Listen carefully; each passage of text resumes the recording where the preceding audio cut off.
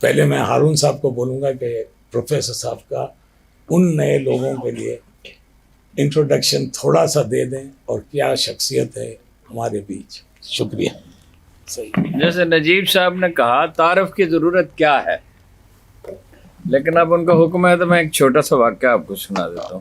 ایک پاکستانی خاتون آسٹریلیا میں پڑھتی تھیں اور وہ مستقل ٹیلی فون کرتی رہتی تھیں. انہوں نے کہیں سے میرا نمبر لیا تو وہ بڑی کیوریسٹی تھی ان کے اندر، سیکھنے کی بڑی خواہش تھی. بعض لوگوں کے اندر بڑی تشنگی ہوتی ہے اصول علم کی. تو میں نے ان سے ایک دفعہ پوچھا کہ آپ نے پروفیسر صاحب کو کیسے ڈسکور کیا؟ تو انہوں نے مجھے ایک بڑی عجیب بات بتائی. میں نے اس کا پروفیسر صاحب سے میرا خیال ہے کبھی ذکر نہیں کیا. انہوں نے کہا کہ میرے والد انتقال کر گئے اور میں ڈپریشن کا شکار تھی اور میری سمجھ میں کچھ نہیں آتا تھا کہ میں کیا کروں. تو میں نے خواجہ نظام الدین اولیاء کی کا جو تذکرہ ہے، ان کی کتاب تو نہیں ہے، ان کا تذکرہ ہے، تو انگریزی زبان میں اسے پڑھا تو تصوف کی طرف کچھ میرا میلان ہوا. پھر اس نے ایک ایسی بات کہی جو بالکل رونگٹے کھڑے کر دینے والی تھی، جسے بھلایا نہیں جا سکتا. اس نے کہا اس ڈپریشن میں جب ایک دن میں باورچی خانے میں کھڑی تھی اپنے بھائیوں کے لیے، اس کے بھائی وہاں رہتے تھے، انہی کے پاس وہ گئی تھی تعلیم حاصل کر ہائر ایجوکیشن کے لیے. تو میں نے آسمان کی طرف دیکھا اور کہا کہ یار اب تیری وہ رحمت کہاں ہے جو ہمیشہ ہوتی ہے. اور اس نے کہا کہ اس دوران میں نے فلاں مولوی صاحب کو پڑھا، وہ بات تو اچھی کرتے تھے مگر وہ مسلمان عورت کے حقوق تو اس کو دینے کے لیے تیار نہیں تھے. ایک اور جناب مدبر اعظم کو پڑھا تو وہ مجھے لگا کہ یہ کہتا ہے پہلے تو مجھے ولی اللہ مانو تو اس کے بعد میں تم سے بات کروں گا. پھر میں نے فلاں کو پڑھا، وہ بڑے مختصر جملوں میں اس نے اپنی رائے دی ان کے بارے میں کہ میں ان سے متاثر تو ہوئی مگر اس میں یہ پرابلم تھا. اس شام اس نے کہا کہ میں اپنا یہ جب میں نے یہ کہا کہ اے رب اے پروردگار تیری وہ رحمت کہاں ہے جو ہمیشہ ہر جگہ ہوتی ہے. اس نے کہا کہ جب میں یہ کہہ رہی تھی تو یک میرے ذہن پہ قرآن مجید کی یہ آیت میرے ذہن میں آئی جو پروفیسر صاحب ہمیشہ پڑھتے ہیں، اللہم ادخلنی مدخل صدق، بسم اللہ الرحمن الرحیم، اللہم ادخلنی مدخل صدق واخرجنی مخرج صدق وجعلنی من لدنک سلطانا نصیرا. اس نے کہا جب میں نے کھولا لیپ ٹاپ تو ایک صاحب یہ آیت پڑھ رہے تھے اور وہ پروفیسر صاحب تھے، اور میں نے جب ان کی بات سنی تو مجھے اندازہ ہوا کہ وہ آدمی آخر کار مجھے مل گیا ہے جس سے رہنمائی جو میری رہنمائی کر سکتا ہے، جو مجھے بتا سکتا ہے کہ مجھے زندگی کس طرح گزارنی چاہیے. یہ ایک واقعہ ہے. اس طرح کے بے شمار واقعات ہیں جن پہ کتاب لکھی جا سکتی ہے. کہ کوئی آدمی آتا ہے اور وہ کہتا ہے کہ میری بیٹی کو طلاق ہو گئی ہے یا ہونے والی ہے، اور یہ میاں بیوی کا جھگڑا ہو گیا ہے، یا یہ میرا کاروبار تباہ ہو گیا، یا میں بالکل کنفیوز ہوں، میری سمجھ میں نہیں آتا. ایک بڑے وکیل صاحب تھے، بہت مشہور، بڑے آنریبل آدمی تھے ویسے، ان کا میری سمجھ میں نہیں آتا کہ خدا کیا ہے. تو ہم ان سے کہتے ہیں کہ اچھا چلیں کسی دن، اب تو پروفیسر صاحب کی صحت اتنی اچھی نہیں ہے، عمر بھی بڑھ گئی، چلیے پروفیسر صاحب کے پاس چلتے ہیں. دین موسٹ آف دی کیسز یہ ہوتا ہے کہ جب آدمی وہاں سے اٹھتا ہے تو کسی نہ کسی درجے میں وہ کلیئر ہوتا ہے. اگر آپ مجھ سے پوچھیں ایک جملے میں کہ پروفیسر صاحب کا تعارف کیا ہے، تو میں نے بہت سے نیک لوگ دیکھے زندگی میں، برے لوگ بھی دیکھے، خراب لوگ بھی دیکھے، مگر میں نے پوری خدا کو حاضر ناظر جان کر میں کہتا ہوں کہ میں نے پورا مسلمان ایک ہی دیکھا، یا یوں کہیے کہ ایک واحد آدمی ایسے دیکھا جس میں مکمل مسلمان بننے کی یا مومن بننے کی خواہش تھی. وہ پروفیسر احمد رفیق اختر ہیں، جن کے علم سے بھی ہم نے فیض پایا، جن کے اخلاق سے بھی فیض پایا، جن کے انکسار سے بھی اگر ہم اسے اختیار تو نہیں کر سکے فیض پایا. تو اگر کوئی آدمی الجھن میں ہے اور یہ سمجھنا چاہتا ہے کہ زندگی کیا ہے، کائنات کیا ہے، اس کا مالک کون ہے، تو اسے پروفیسر صاحب کی بات توجہ سے سننی چاہیے. ضروری نہیں ہے آپ ان سے 100% اتفاق کریں، نہ وہ یہ اس کا مطالبہ کرتے ہیں. ہم جتنے لوگوں سے ملے، بڑے بڑے لوگوں سے ملے، ان میں سے ہر ایک نے ہمیں اپنی طرف دعوت دی. پروفیسر صاحب وہ واحد آدمی ہیں جنہوں نے ہمیں اپنی طرف دعوت نہیں دی، بلکہ اللہ اور اس کے رسول کی طرف دعوت دی. آپ کا بہت بہت شکریہ. اعوذ باللہ السمیع العلیم من الشیطان الرجیم. بسم اللہ الرحمن الرحیم. رب ادخلنی مدخل صدق واخرجنی مخرج صدق واجعل لی من لدنک سلطانا نصیرا. سبحان ربک رب العزت عما یصفون وسلام علی المرسلین والحمد للہ رب العالمین. حضرات گرامی، جب اللہ سبق دے رہا تھا تو اس نے انسان کے سٹیجز آف لائف گنائی. میں آج کل دیکھتا ہوں in the many thousand corridors of universities, schools, people discuss one and the same question. شاید پرانی صدیوں کے حساب سے وہی سوال ڈسکس کرتے ہیں. پچھلے دنوں ٹی وی کھولا تو ایک دو علماء سو کارڈ لڑ رہے تھے کہ حضور کو نور کہنا گستاخی ہے یا کفر ہے یا شرک ہے.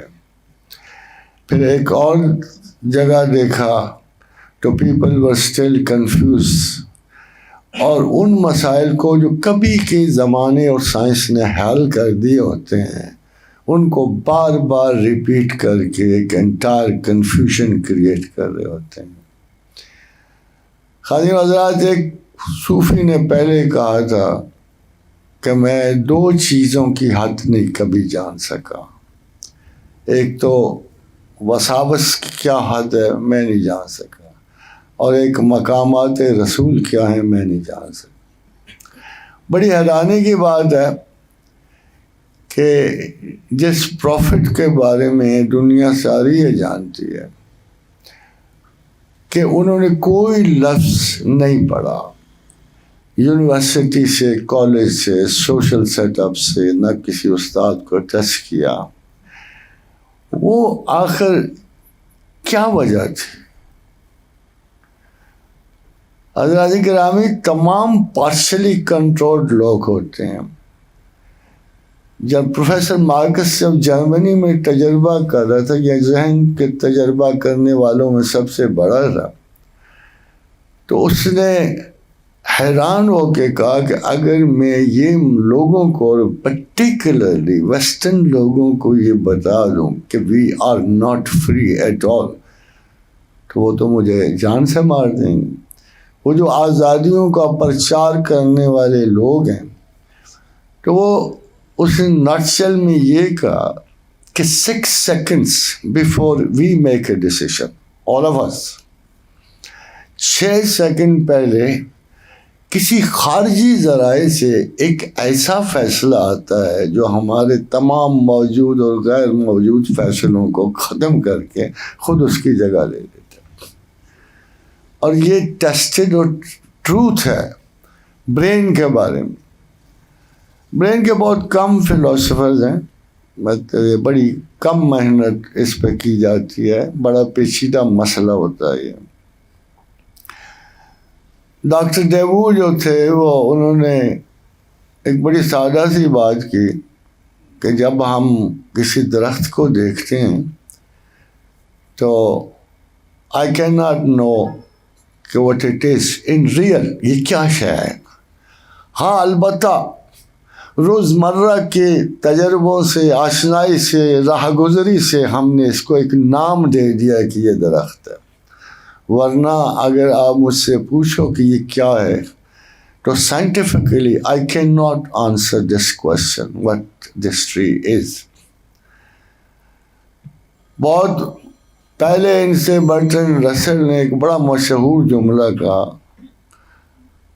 اور بڑی ایمانداری سے کہا، اگرچہ وہ ایتھیسٹ تھا، مذہب کے خلاف تھا، مگر اس نے کہا کہ we only know the nature we only know the external points of a thing. We do not know the real nature of a thing.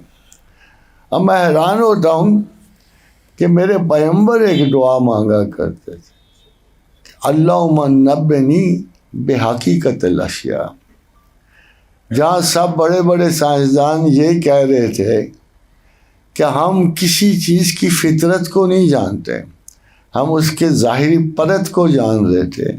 ہمارے ایک رسول کی یہ دعا ان کی اپنی بھی تھی اور ان کی امت کو بھی یہ تلقین کی جاتی تھی کہ ایسے دعا مانگو کہ اللہم نبنی بحقیقت الاشیاء، اے اللہ ہمیں حقیقت اشیاء کی خبر دے. دس کی ناٹ بی ایکسپیکٹ. آئیے میں آپ کو وہ 2-4 مثالیں دوں. حضرت عقیل بن رزینی ایک صحابی تھے، انہوں نے رسول اللہ صلی اللہ علیہ وسلم سے پوچھا آئین کان ربنا یخلق الخلق، کہ تخلیق سے پہلے ہمارا رب کیا کر رہا تھا، تخلیقات شروع کرنے سے پہلے ہمارا رب کیا کر رہا تھا. میں اس کو نہیں جانتا کہ اس نے یہ سوال صحابی نے کیوں کیا، کیونکہ یہ ان ایکسپیکٹڈ کوشچن ہے جو اس زمانے میں ویلڈ نہیں ہوتا، جہاں نہ اسٹارلاب تھی، نہ کوئی لیبارٹری تھی، نہ کوئی رصدگاہ بنی ہوئی تھی، نہ کوئی حبل تھی، کوئی بھی تو شاید نہیں تھی. تو اس صحابی کے ذہن میں کتنا عجیب سوال آیا ہوگا کہ آئین کان ربنا یخلق الخلق، کہ تخلیق عالم سے پہلے ہمارا رب کیا کر رہا تھا. اب دیکھیے حضور کی ایک روایت ہے، وہ بھی حدیث مبارکہ ہے، فرمایا کہ کسی سوال کو جو نہ آتا ہو اس کے جواب میں لا ادری کہہ دینا ہاف نالج ہے. حضور کا ارشاد ہے کہ اگر تمہیں کوئی سوال کے جواب نہیں آتا تو اگر تم صاف کہہ دو نا کہ لا ادری، کہ مجھے تو نہیں اس کا ادراک، مجھے تو علم نہیں ہے، تو وہ ہاف نالج ہے. مگر یہ رسول اللہ نے نہیں کہا کہ مجھے نہیں پتا. اب دیکھیں وقت، دیکھیں زمان و مکان، دیکھیں 13.7 بلین کی کائنات کا بلٹ اپ دیکھیں، بگ بینگ دیکھیں، اور رسول اللہ سے پوچھا جا رہا ہے، یہ سوال پوچھا جا رہا ہے کہ آئین کان ربنا یخلق الخلق.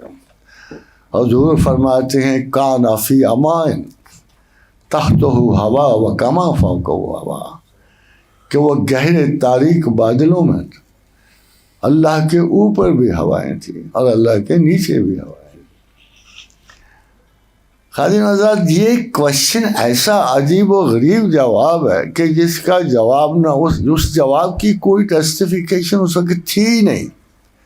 مدتوں گزرے، زمانے گزرے، بہت سارے علم ڈیولپ ہوئے، اسٹرالوجی ڈسکارڈ ہوئی، اسٹرانومی بلند ہوئی، ناسا جیسے ادارے ہوئے، اور پھر جا کے بگ بینگ پہ اتفاق ہوا. بگ بینگ کے بعد پتہ لگا کہ in the beginning the universe, big bang کے فوراً بعد ہیوی موسٹ کلاؤڈز میں چینج ہو رہی تھی، وہ کلاؤڈز جو جم کے آپ کی کائنات کی تخلیق کا باعث بن.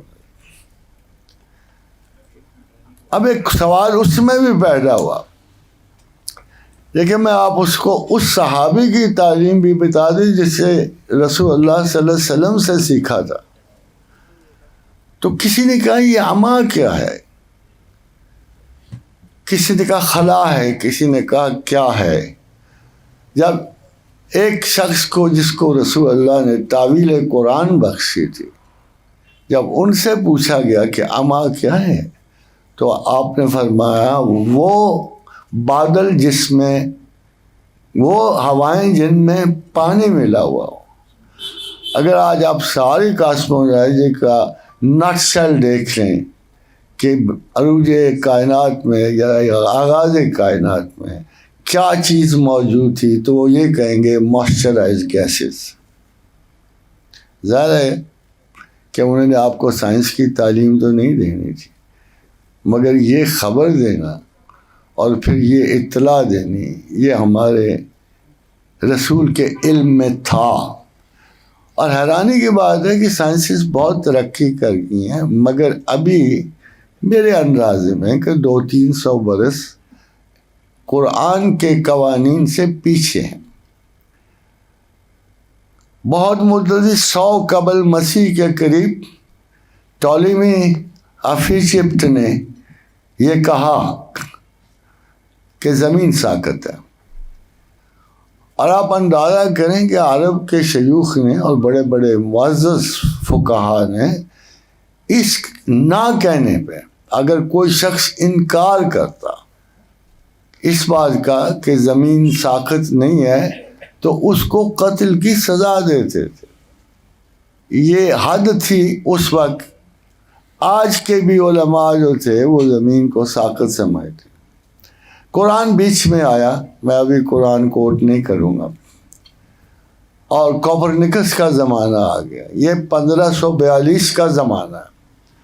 1542 میں کوپرنیکس نے کہا کہ Ptolemy was wrong, I am right, اور یہ کہ سورج جو ہے وہ ساقط ہے اور کائنات اس کے گرد گھومتی ہے.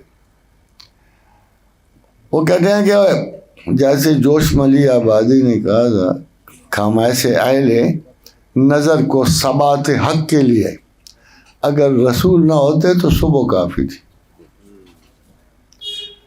کہ ہم ایسے اہل نظر کو ثبات حق کے لیے اگر رسول نہ ہوتے تو صبح کافی تھی. آپ سوچئے کہ اتنے عرصے میں 1542 تک تمام سائنسز مل کے جملہ انسانیت کو دھوکہ دے رہی، غلط بتا رہی تھی. یہ اپنی جگہ درست ہے کہ وہ غلط بتا رہی تھی، مگر ہم ان سائنسدانوں کو برا نہیں کہتے. They were desperately trying to seek through the privacy of skies. ہم جانتے ہیں کہ وہ ڈھونڈ رہے تھے، وہ تلاش کر رہے تھے، مگر حقیقت جاننے سے ابھی وہ قاصر تھے. اور قرآن کیا کہہ رہا تھا؟ وَسَخَّرَ الشَّمْسَ وَالْقَمَرَ، ہم نے چاند سورج ستارے سارے مسخر کیے ہوئے ہیں، یہ اپنے اپنے دوائر میں گھوم رہے ہیں. اور کلو یجری لاجل مسمى، یہ تمام چل رہے. Not earth, not sun, not earth, everything is moving in the universe.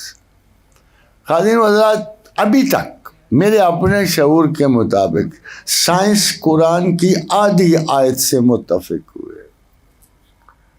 یہاں تک تو اب سائنس جان گئی. اب کسی سائنسدان سے، کسی سائنس کے طالب علم سے پوچھ لو کہ کائنات کے کیا سٹوری ہے. In the words of sir James, وہ کہیں گے کہ everything is moving in the universe, everything is moving in the universe. مگر اگلا آدھا حصہ باقی. اس آدھے حصے کی دلچسپی کے لیے میں یہ بات کر رہا ہوں. ابھی ایک مرحوم سائنٹسٹ تھا، اس کے نام صدی منسوب ہے، تو وہ یہ کہہ کے مرا ہے کہ آئی ڈونٹ بلیو گاڈ. انہوں کو پوچھا کیوں بھائی، ایسی کیا قیامت آ گئی ہے؟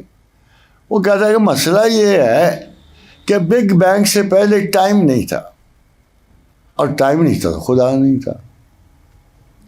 اب یہ دیکھیں عجیب و غریب سا تھیسس کہ بگ بینگ سے پہلے چونکہ ٹائم نہیں تھا تو ہاکنز نے کہا کہ since there was no time there was no God.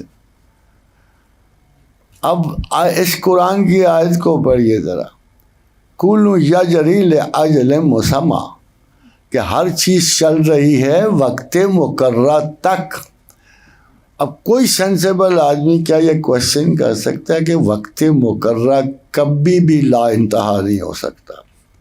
اگر وقت مقرر ہے تو وہ نہ لازوال ہو سکتا ہے، نہ وہ ان لمیٹڈ ہو سکتا ہے. اور خدا وقت کے بارے میں ایک عجیب و غریب سی مثال دیتا ہے. رب کریم کی یہ مثال میرا نہیں خیال کہ دنیا میں یا کسی بھی جگہ یہ مثال دہرائی جا سکتی کہ جب عزیر گزرے ایک بستی سے، جو بستی الٹی پڑی تھی، کنویں سوکھے پڑے تھے، اور بڑی ساری ویرانیاں ایک دوسرے کی شکل دیکھی، تو عزیر نے سوچا چشم تصور میں کہ کبھی یہاں یہ آبادی ہوگی، کبھی لوگ بستے ہوں گے اور بڑی رونق ہوتی، بڑے ہنگامے ہوتے ہوں گے. تو پوچھا ہے اللہ اس جگہ آبادی تھی نا، کیفا تحیی الموتی، یہ تو بتا تو مردہ کو زندہ کیسے کرتے.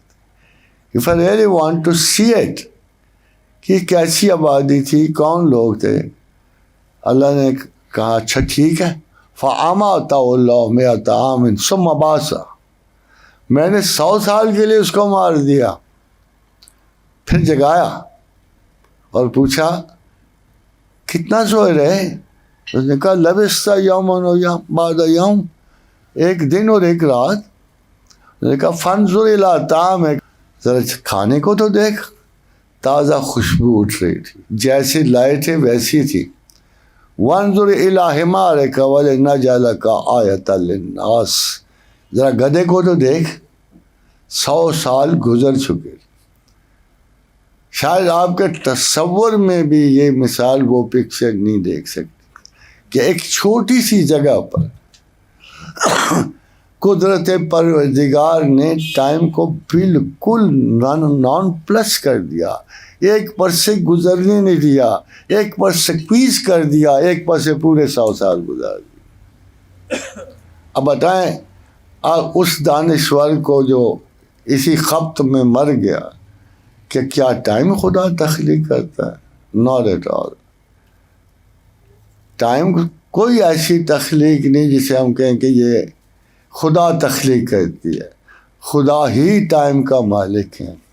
اور اسی لیے اقبال کہتے ہیں کہ جب میں نے فرانس کے سب سے بڑے مشہور مفکر کو یہ بات سنائی کہ ہمارے رسول نے کہا ہے، حدیث قدسی ہے، لا تسب الدہر انا الدہر، کہ وقت کو برا مت کہو، وقت تو خدا ہے، خود ہے، جیسے چاہے اس کا ایک انسٹرومنٹ ہے، صبح میں ڈھال دے یا شام میں ڈال دے، پل گزار دے یا صدی گزار دے، it's not important at all. جو لوگ خدا کی طرف دیکھتے ہیں وہ زمان و مکان کی کسی گھڑی کے قائل نہیں ہوتے. یہ میں آپ کو بتا دوں. اب دیکھیے بہت دنوں کی بات ہے کہ ایک صاحب نے نا گجرانوالے سے ایک سوال بھیجا مجھے، فنی تھا، انٹرسٹنگ بڑا تھا. تو اس نے کہا کہ کیا خدا ماضی بدل سکتا ہے؟ کیا خدا ماضی بدل سکتا ہے؟ تو میں نے اسے کہا کہ بلیٹنٹ جواب تو یہ ہوگا کہ ہاں، مگر یہ بتاؤ کہ خدا کو ماضی بدلنے کی ضرورت کیا اس نے اتنا امپرفیکٹ بنایا ہوا تھا ماضی کو اس کو بدلنے کی ضرورت پڑے؟ تو انسانی ذہن میں زمان و مکان کے بارے میں ایسے ایسے عجیب و غریب خیال اٹھتے ہیں. مگر اس میں سب سے دلچسپ، چونکہ اس میں شامل ہوں، میں اس لیے آپ کو بتا رہا ہوں، فریڈریش نیٹشے کا نظریہ تھا. وہ کہتا تھا کہ زمانہ لازوال ہے اور مادہ زوال پذیر ہے. چونکہ لازوال اور تقسیم نہ ہونے والا اور مسلسل چلنے والی ایک شے وہ کبھی نہیں رکتی، مگر بہرحال مادہ مک جائے گا اور یہ ختم ہو جائے گا. تو پھر کیا ہوگا کہ اثر نو تخلیقات توارد میں آئیں گی اور پھر زمانے میں اسی طرح بننی شروع ہوئی. مختصر یہ کہ آج ہم یہاں بیٹھے ہیں، after may be 1 or 2 billion years ہم دوبارہ اسی طرح بیٹھے ہوں گے، اسی توارد میں آ کے جو پہلے گزر گیا. تو اس کو اس نے ریکرنٹ سائیکل کا نام دیا کہ وقت ایک مسلسل تواتر سے گزرتا ہے، اس میں شکلیں بدلتی ہیں اور بڑھتی ہیں، چھوٹی ہوتی ہیں، بڑی ہوتی ہیں.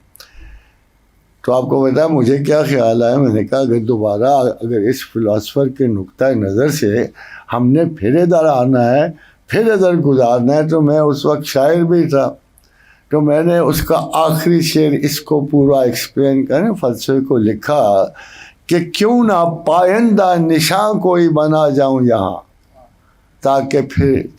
تاکہ جب پھر کبھی آؤں تو میں پہچان سکوں. اگر ان فلسفیوں کے نقطہ نظر، مگر پروردگار عالم نے جو ہمارے رسول اکرم صلی اللہ علیہ وآلہ وسلم، اب پرابلم یہ ہے کہ بہت سارے طبقے مسلمانوں میں ایسے پیدا ہو گئے ہیں کہ جو شاید نادانستگی میں امیج آف دی پروفٹ کو اپنا حریف سمجھتے ہیں. وہ سمجھتے ہیں کہ رسول اللہ صلی اللہ علیہ وسلم سے ہم بہت زیادہ انس و محبت میں انحراف کر رہے ہیں عبادت خداوند سے. اور یہ ایک بہت ہی مضر رساں نظریہ ہے. بہت ہی، قرآن میں 16 مرتبہ اللہ نے اپنا ذکر کیا، اور جب بھی بولے اطیع اللہ و اطیع الرسول، مگر ایک جگہ اطیع اللہ ہی چھوڑ گیا، صرف اطیع الرسول لعلکم ترحمون. اس سے یہ کبھی ثابت نہیں ہوتا کہ رسول اللہ صلی اللہ علیہ وسلم کو ہم خدائے واحد میں کسی قسم کی شراکت داری کے لیے اس کا سوچتے ہیں، ایسا کبھی تصور پیدا نہیں. مگر ایک بات تو ہے کہ اگر مجھے یہ کوئی کہے کہ اللہ کے رسول نور ہیں کہ نہیں، تو میں اس سے کہتا ہوں یار اللہ کے رسول تو بہت دور کی بات ہے، آدھا تو میں خود نور ہوں. میری آنکھ مادی ہے، میری نظر نور ہے، میرا دماغ بہت ساری نسوں سے، مادی نسوں سے میرا خیال نور ہے، میرا دل ایک لوتھڑا ہے، میرے جذبات نوری ہیں. میں آدھا تو میں خود نور ہوں. پہلے نور اور اس کو مادے کو ڈیفائنڈ ہو کر دو. پھر دیکھیے عجیب بات ہے، ہمارے پاس جو سب سے بڑا فلاسفر گزرا اور اس کے نام کے ساتھ بھی صدی منسوب ہوئی، بھائی وہ تمہیں پہلے ہی کہہ گیا ہے کہ اگر مادے کو تم برق کی رفتار سے گزارو گے تو اس کا وجود تحلیل ہو جائے گا، وہ نور میں بدل جائے گا. E=mc² میں آئنسٹائن اسی تھیوری کی وجہ تو کامیاب ہوا ہے، اسی تھیوری کی وجہ سے ساری دنیا میں مشہور ہوا ہے. اندازہ لگائیں کہ وہ پریکٹیکل سائنٹیفکلی ایک مسئلہ حل کر گیا کہ مادہ کسی وقت بھی نور میں تبدیل ہو سکتا ہے. ہمارے ابھی بھی لڑ رہے ہیں کہ مادہ ہے کہ نور ہے. تو اس قسم کی جو ایجوکیشن ہے وہ مذہبی علوم کو بھی آگے نہیں بڑھا سکتی. دی پرابلم از دس. میں کل ایک آیت پڑھ رہا تھا، اسی کو نظر کرتا ہوں، کھانے کا وقت بھی ہے، ٹھنڈک بھی ہے. اب دیکھیں، میں نے ایک آیت پڑھی، میں نے دانش کو کہا، میں نے کہا یار دیکھو یہ کتنی خوبصورت آیت ہے. فَلِلَّهِ الْحَمْدُ رب السماوات ورب الارض رب العالمین. چھوٹی ہی آیت ہے، فَلِلَّهِ الْحَمْدُ رب السماوات ورب الارض رب العالمین. آپ سارے کوشش کر کے دیکھو کہ واؤ ذرا آگے بھی لے جاؤ، آپ کو قرآن کی بلاغت اور فصاحت کا تب پتہ لگے گا، اس کے ایگزیکٹیچیوڈ کا تب پتہ لگے گا کہ خدا کہہ رہا ہے فَلِلَّهِ الْحَمْدُ رب السماوات ورب الارض. آگے نہیں واؤ لگا رہا، آگے سمپل رب العالمین لگا رہا ہے. حالانکہ اصولاً اور پتہ یہ لگا، دیکھو جی اس آیت سے آپ کو اس کلام کی، قرآن کی اعلیٰ ترین یعنی بلاغت اور فصاحت دونوں کا علم کہ اللہ نے چھوٹی سی آیت میں، اور کیا خوبصورت تسبیح بنتی ہے کہ تمام تعریف اللہ ہی کے لیے، رب السماوات و رب الارض رب العالمین. اور زمینیں 7 ہیں. قرآن حکیم عرض جو ہے صیغہ جمع کا بھی ہے اور سنگل بھی ہے، تو خدا نے یہاں صرف عرض کا لفظ استعمال کیا اور 7 زمینوں کو ملا. اللہ الذی خلق 7 سماوات ومن الارض مثلہن. اللہ وہ ہے تمہارا جس نے 7 کائناتیں بنائیں اور ان میں 7 زمینیں انہی کی طرح کی، جیسے میری ہے ان کی بھی وہ زمین ہے. پھر کیا اجاڑ کے ویران چھوڑ دی؟ نہیں، بالکل آپ کی طرح انسان وہاں بھی ہو گرا ہے. وَيَتَنَزَّلُ الْأَمْرُ بَيْنَهُنَّ، ان ساری زمینوں میں میرا حکم اترتا ہے تاکہ میں ایزی چیئر انٹلیکچوئلس کو سمجھا سکوں، تاکہ ان کو پتہ لگ سکے کہ تمہارا خدا کتنا بڑا. اب پھر دوبارہ اس آیت کو آئیے، فرمایا کہ فَلِلَّهِ الْحَمْدُ رَبِّ السَّمَاوَاتِ وَرَبِّ الْأَرْضِ رَبِّ الْعَالَمِينَ، کہ 7 آسمان 7 زمینوں کا رب. یہ عالمین کہاں سے آ گیا؟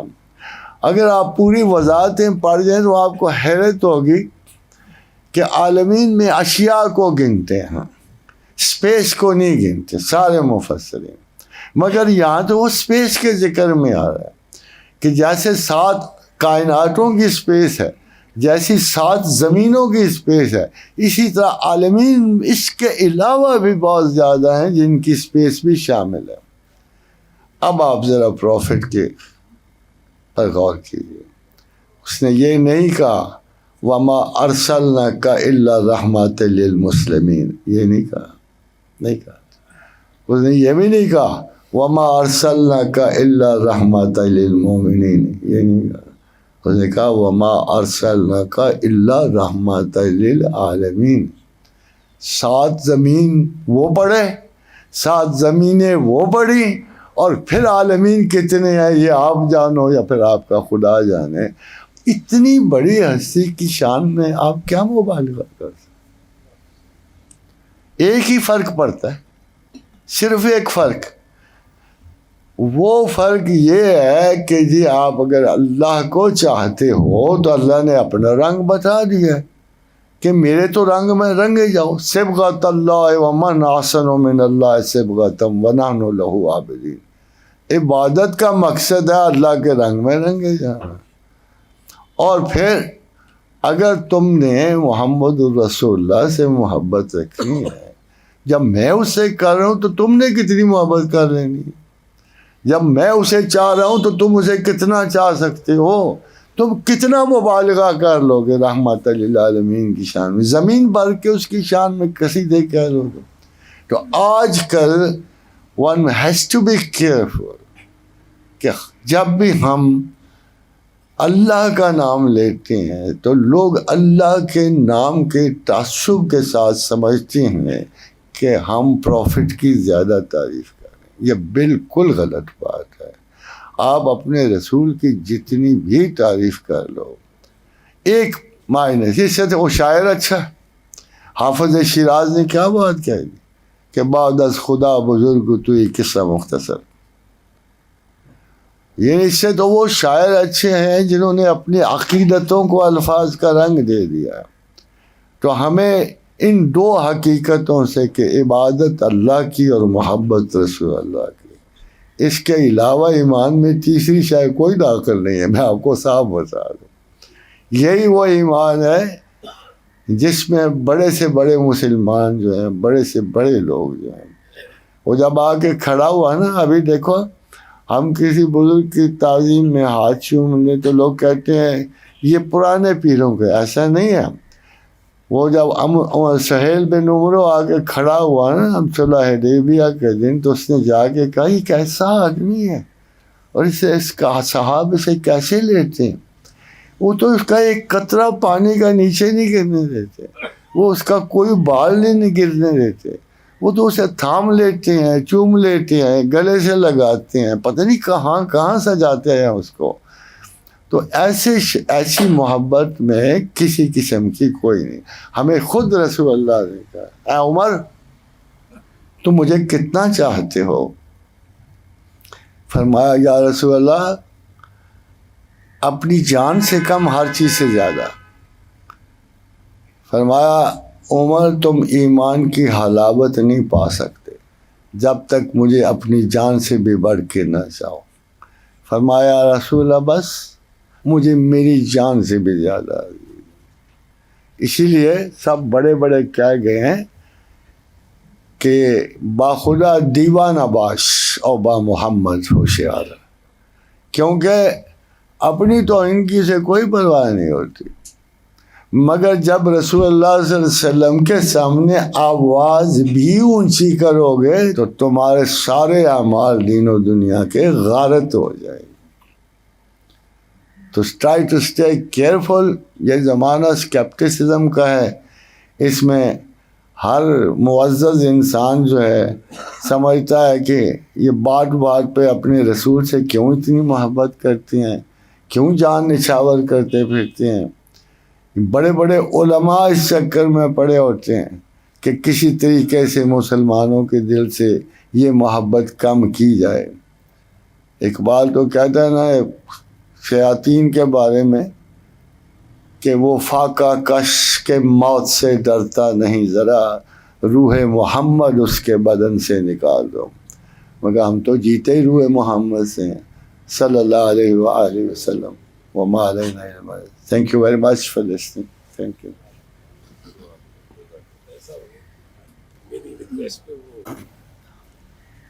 میں ویسے کہ میں نے اصل میں اللہ کے رسول کے بارے میں اتنی خوبصورت چیزیں ہیں کہ بندہ مجھے اپنی زندگی میں سب سے بڑی خوشی جو ہے، سب سے بڑی خوشی بے انداز جس کا کوئی احاطہ نہیں کر سکتا کہ رسول اللہ ہم میں سے ہیں، انسان تھے اور ہماری متاع حیات ہے، وہ ہمارے رہبر ہیں، ہمارے باپ ہیں، جو قربت انہوں نے ہمیں بخشی ہے. اور جو حضور صلی اللہ علیہ وسلم کے پاس ایک بدو آ گیا تو کہنے لگا یا رسول اللہ قیامت کے دن حساب کون لے گا؟ آپ نے فرمایا کیوں پوچھتا، کیا تو نے نمازیں بڑی پڑھی؟ کہنے نہیں بس واجبی سی پڑھی. کیا تو نے بہت کچھ کیا ہوا ہے صدقات؟ کہتے نیل. کہتے کیوں پوچھتا ہے؟ اگر تیرے اعمال بھی اتنے اچھے نہیں ہیں تو یہ کیوں کہتا ہے کہ قیامت کے دن حساب کون لے گا؟ فرمایا یا رسول اللہ ہم نے زندگی میں دیکھا ہے کہ جب کوئی عالی ظرف حساب لیتا ہے تو نرمی سے لیتا ہے، اور اللہ سے بڑا عالی ظرف کون ہو سکے؟ تو جب وہ کمر پھیر کے چلا تو اللہ کے رسول نے کہا دیکھو اس بدو کا ایمان کتنا اچھا ہے. ہمارے پاس اس قسم کی رحمت کی، کرم کی اتنی اتنی لوگ سمجھتے ہیں کہ ہم بنا کے بیچتے ہیں. یہ لوگ سمجھتے ہیں کہ ہم بخاری اور مسلم کے، یہ لوگ آشنا ہی نہیں کہ وہ کون لوگ تھے جنہوں نے حدیث اکٹھی کی. امام بخاری کو بخارا کے رئیس نے کہا کہ یا امام میں تو آپ سے بڑی محبت رکھتا ہوں، کہیں میرے پردادا کا نام بھی تو حدیث میں ٹھوک دو. بڑا بلا کے کہ آپ تو اس وقت شجرہ نسب بڑے، کہیں نہ کہیں راوی کی حیثیت سے ٹھوک دو میرے پردادا کا نام. تو امام آئے اور یہ جانتے ہوئے بھی کہ اللہ نے موت کی آرزو سے منع کیا ہوا ہے، تو آپ نے دعا مانگی کہ اے مالک و کریم میں نے اپنا کام جیسے نبھایا ہے اور جس محنت سے نبھایا ہے، مگر اب یہ لوگ مجھ پہ یہ اثر ڈالیں گے، یہ نہ ہو کہ میں کسی جانی کمزوری کا شکار ہو جاؤں، تو مجھے اپنی طرف بلا لے اور مجھے اٹھا لے. 1 ہفتے کے اندر امام بخاری فوت ہو گئے. حدیث تو ان لوگوں نے کلیکٹ کی ہے، اور حدیث تو امام مسلم بن حجاج نے کلیکٹ کی ہے کہ ایک طرف حدیث کی کتاب پھرول رہے تھے، ایک طرف کھجوروں کا ٹوکرا پڑا ہوا تھا. اور وہ جو جیسے سارے لوگ کہتے منچنگ بھی کر رہے تھے، ادھر صفحے بھی پھرولتے ڈھونڈ رہے تھے. صبح ہوئی تو ٹوکرا بھی ختم تھا، امام بھی فوت ہو چکے. یہ ان لوگوں نے تو جانے دی ہیں. اور آج کے منشی لوگ جو ہیں جیسے صاحب، مجھے نہیں پتا یہ جو کہتے ہیں حدیث از اے ہسٹری، حدیث از ناٹ اے ہسٹری. حدیث تو خون جگر سے لکھے ہوئے صحیفے ہیں. آپ کو بتا دیا گیا ان لوگوں نے محنت کر کے کہ یہ اس کمزور کو چھوڑنا چاہو چھوڑ سکتے ہو، مگر یہ کبھی نہ کہو کہ حدیث غلط ہے. اگر سچی نکل آئی تو یہ بہتان کی سزا کون بھگتے گا؟ آپ یہ کہہ سکتے ہو کہ یہ کمزور ہے، کیونکہ ائمہ نے بتا دیا کہ یہ ضعیف ہے، یہ فرد ہے، یہ حسن ہے، یہ صحیح ہے، مگر یہ نہ کہو کہ یہ غلط ہے، کیونکہ ہمیں پتہ نہیں ہے۔ ان لوگوں نے انتہائی محنت کے بعد موضوعات کو علیحدہ کیا، کمزور حدیثوں کو علیحدہ کیا۔ اب تو وہ اٹھتے ہیں کہ جو حسن اور صحیح حدیثوں کو بھی غلط کہتے ہوئے تھے۔ تو معاذ اللہ، استغفر اللہ، ہمیں خدا اس ذلت خیال سے بچائیں۔ عقائد کی صحت ہے۔ There are other challenges to us. There are many challenges. Modern life سے آ رہے ہیں، ایتھیزم آ رہا ہے، ایگنوسٹسزم آ رہا ہے، فلوسافیکل اسکیپٹسزم آ رہا ہے، بڑے بڑے چیلنجز ہیں، ہمیں ان سے نمٹنا ہے۔ مگر یہ ہمارے اندر جو چوہے ہیں، ان سے ہم نے فارغ ہونا ہے۔ یہ نہ ہو کہ بندے سبا ان کی وجہ سے ڈوب جائے۔ تو اللہ ہم سب پہ رحم کرے، ہمیں اپنے آقا و رسول کے احکامات پہ سلامتی سے چلنے کی توفیق دے۔ یا ارحم الراحمین، یا ارحم الراحمین، یا ارحم الراحمین، یا ذا الجلال والاکرام، یا ذا الجلال والاکرام، یا ذا الجلال والاکرام۔ لا الہ الا انت سبحانک انی کنت من الظالمین۔ اللہم انا اسألک بانک انت اللہ الاحد الصمد الذی لم یلد ولم یولد ولم یکن لہ کفوا احد۔ اللہم انا اسألک بان لک الحمد لا الہ الا انت وحدک لا شریک لک الحنان المنان بدیع السماوات والارض یا ذا الجلال والاکرام۔ و الہکم الہ واحد لا الہ الا هو الرحمن الرحیم۔ اللہ لا الہ الا هو الحی القیوم۔ الف لام میم، اللہ لا الہ الا هو الحی القیوم۔ اللہ اللہ اللہ لا الہ الا هو رب العرش العظیم۔ اپنی اپنی دعا مانگ رہے ہیں۔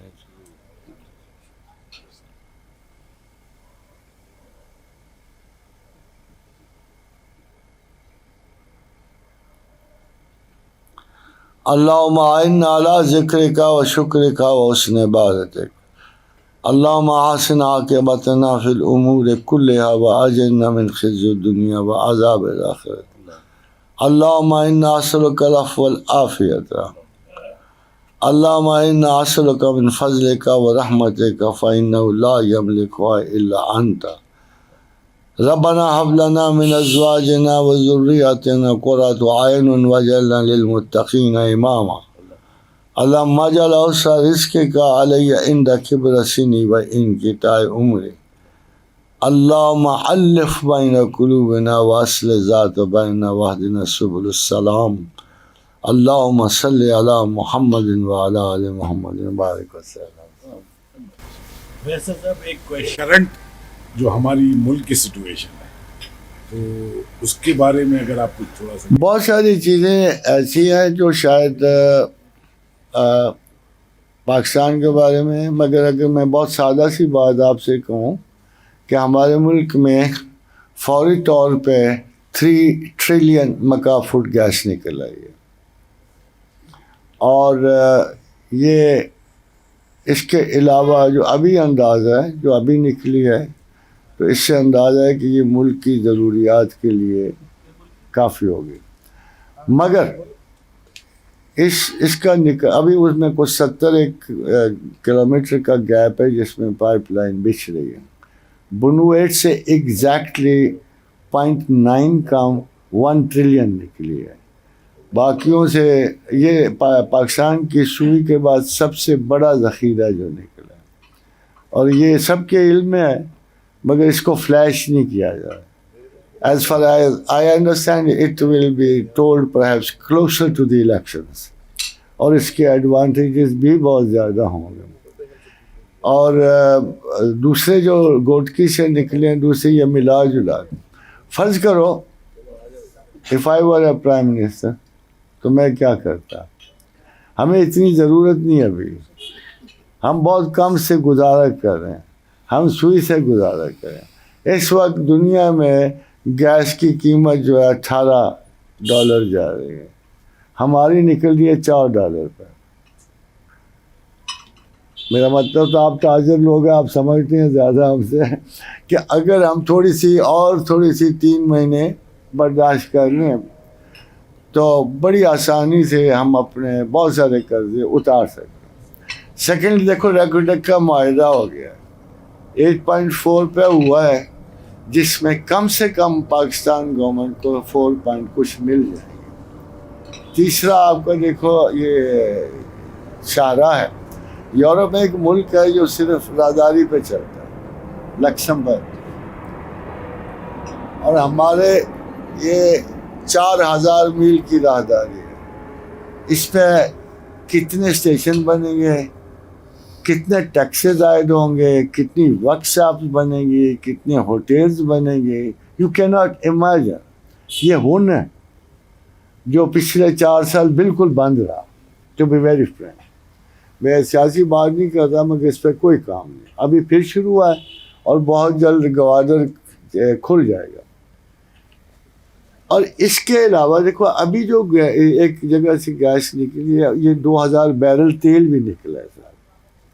اب اس کے آگے جائیے تو ابھی ایک سروے ہو رہا ہے جو اس میں کھدائی شروع کرنے والے ہیں، یہ بلوچستان کے بارڈر کے ساتھ، یہ بہت بڑا ایریا ہے، کیا پتا کو بلا کیا نکلتی ہے اس میں سے، گیس نکل رہے ہیں۔ تو Pakistan within a year seems to be کم سے کم بغیر، وہ کہتے ہیں نا بغیر کسی انگلی لگائے کے اپنے ذرائع سے 15 سے 20 بلین پیدا کر رہے تھے، تو اس کا کیا حال ہو سکتا ہے؟ آپ خود سوچو کہ ابھی تو ہم 1 بلین کو ترستے ہیں، مگر جب آپ خود بغیر کسی منت سماجت کے 15 سے 20 بلین ڈالر آپ کو ہر سال مل رہے ہوں گے، تو آپ کی ترقی کا یہ حقیقت ہے کہ پاکستان بہت بڑی ترقی کو آگے بڑھ رہا ہے، بہت بڑی ترقی۔ اور الحمدللہ دوسری بھی صورتحال دیکھیں، یو کی ناٹ سلیپ اوور یوکرائن، یہ ایک ایسے چٹان کی طرح ہے جو پہاڑ کی نکر پہ آئی ہوئی ہے، any time Europe can blast, any time. اور میں پیچھے کئی مہینوں سے اس کو دیکھ رہا ہوں کہ وہ ختم ہونے کو نہیں آ رہی، وہ آگے بڑھ رہی ہے۔ آج کی سٹیٹمنٹ بھی بہت خطرناک ہے، اس کو دیکھتے ہیں تو یورپ مجھے اگلا ٹارگٹ نظر آتا ہے، اور نارتھ افریقہ قسم کھائے بیٹھا کہ میں نے امریکہ کو ضرور، نارتھ کوریا میں نے اس کو ضرور تباہ کر، قسم کھائے بیٹھا، اور اس کے میزائل زیادہ دور مار ہیں اور زیادہ پاورفل ہیں ہمارے سے۔ یہ ایک اور ہے، آسٹریلیا کے سامنے چائنا کھڑا ہے، بالکل تیار کھڑا۔ اب اگر ذرا سی بھی ہلچل کے بعد اب ساری دنیا یاد ہے کہ وہ وقت بہت ہی قریب ہے جس کو پروفیسی کیا گیا، اور اس کے آثار نظر آنے شروع ہو گئے ہیں۔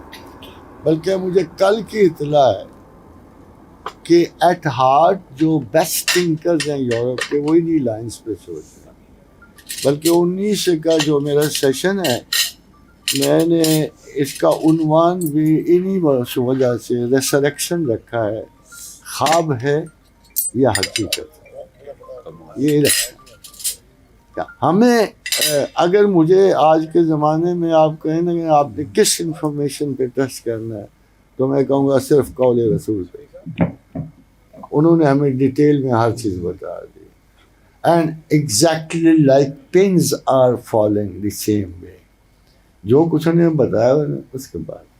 ابھی آپ دیکھیے جو اپنا سنبھال کے بیٹھا ہے، آپ نے کل پتہ خبر دیکھی ہوگی 55% تنخواہوں میں اضافہ کیا ہے طیب اردگان نے۔ آپ سوچو کیوں؟ کہ اگلے آنے والے وقت میں خلافت عثمانیہ کا حیا، وہ اس کا ٹریلر ہے، خلافت عثمانیہ کے حیا کے بعد اس کی جو ڈیمانڈ ہے 11 یورپی ملکوں اور باقی کے اسلامی ملکوں پہ چلی گئی، اینڈ اف اس کلیم جو سوائے سے پہلے تھا، اگر مکہ اور اس پہ مدینہ پہ جاتے تو وہ چھوڑ دے گا۔ اس وقت صورتحال ویسی نہیں ہے، تو بلکہ اس کی نشاندہی کرتے ہوئے آقا اور رسول کا ارشاد۔ اب مجھے بتائیں، یوکرائن گندم پروڈیوس کرتا تھا، اب ایک دانہ نہیں دے رہا، ادھر سے روس آئل دے رہا ہے، گیس دے رہا تھا، نہیں دے رہا. ادھر حال یہ میرے پاس جو نقشہ پڑا ہوا ہے آپ کو دکھا سکتا ہوں، جو مجھے انگلینڈ سے بھیجا گیا. اگلے 3 مہینے مسلسل ہڑتال ہے، پورا انہوں نے چارٹ بھیجا جنہوں نے دیا ہوا ہے. تو جو دیکھنے والے ہیں نا وہ بہت بڑے ایک ہنگامے کو نظر میں لیے ہوئے تھے. پاکستان کو کچھ نہیں ہونا، 2 جگہوں کو کچھ نہیں ہونا، صاف ستھرا بتا. ایک تو اللہ کی حفاظت پرانے مقدر ہے مدینہ المنورہ کو، اور دوسری پاکستان. یہ نام حمانی ہے، یہ بھی طیبہ کا حمانی ہے، وہ بھی پاک و صاف لوگوں کی جگہ، یہ بھی پاک سے نظر تو نہیں آتے پر ہے. مگر میں افسوس سے کہتا ہوں کہ دیکھیں میں آپ یہ ایک بات ہے جو آپ سے کہوں گا، ہمارے لوگ خدا کو ٹرسٹ نہیں کر رہے. فلیش بہت زیادہ ہے، فلکس آف انسیڈنٹس ایسا آ رہا ہے کہ ہم ابھی دیکھ نہیں رہے ہیں. We are involved in local incidents, local propositions اور لیکل تھیریٹیکل تھیمز میں ہم پھر سے ہوئے ہیں. ہم ایک وائڈر کائناتی لیول سے اس کو نہیں دیکھ رہے. تو یہ آ جائے گا، چلو وہ تو کہتے ہیں ملکوں کے حساب سے 5-7 سال میں آ جائے گا، مگر اتنی دیر بھی نہیں لگے گی. Ukraine doesn't seem to be, یہ نہیں چھوڑ رہا آپ کو. میں پتہ ہے پچھلے کئی راتیں اٹھ کے دیکھ رہا ہوں کہ آج کیا خبر ہے اس کی. یہ اسی طرح کھسک رہا ہے جیسے بہت بڑی چٹان آہستہ آہستہ آگے کی طرف کھسک رہی. And once a nuke is gone, Europe is blasted. ایک آپ کو فنی بات بتاؤں کہ ڈنمارک میں اور ناروے میں راشن بندی شروع ہو گئی ہے، اور ناروے میں پرٹیکولر جو کہ فوج نہیں تھی تو انہوں نے اپنی ساری پولیس کو فوجی ٹریننگ دینی شروع کر. اس کا بارڈر بھی تھوڑا سا رشا سے لگتا ہے. حالات بہت خطرناک ہیں. جو ان کے بڑے ہیں وہ جانتے ہیں، اینڈ دے آر رننگ. ہمارے پاکستانی میں نے پتا پچھلے 3 مہینے سے ہر پاکستانی کو ادھر جانے سے روک رہا ہوں، اس لیے کہ مجھے شبہ ہے کہ یہ it will be a very quick sort. 18 تو منٹ لگنے ہیں، 18 منٹ لگنے ہیں.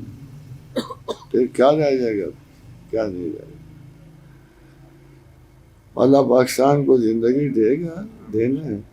ہاں از خود دیکھو نا، یہ جب یہ 30 مرتبہ یہ قرآن حکیم میں ہے نا کہ اللہم انزل علینا مائدۃ من السماء تکون لا عید لنا اولنا وآخرنا وآیۃ منک وارزقنا وانت خیر الرازقین.